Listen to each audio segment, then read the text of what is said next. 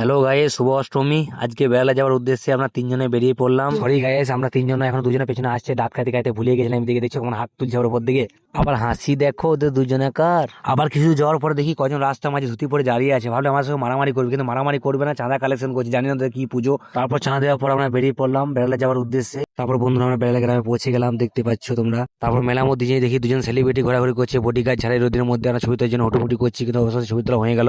তারপর চলে গেলাম আমরা দুর্গা মন্দির দেখি প্রচন্ড রোদ, প্রচন্ড ভিড়, কি করবো আর কিছু করার নাই।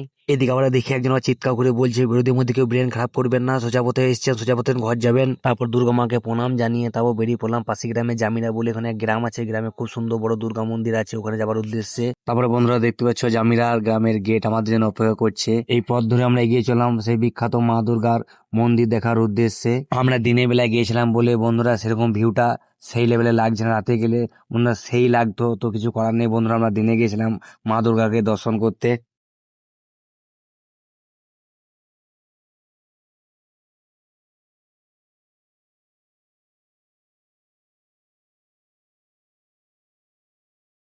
তারপর বন্ধুরা অবশেষে পৌঁছে গেলাম বিখ্যাত জামিরা গ্রামের মা দুর্গার মন্দির।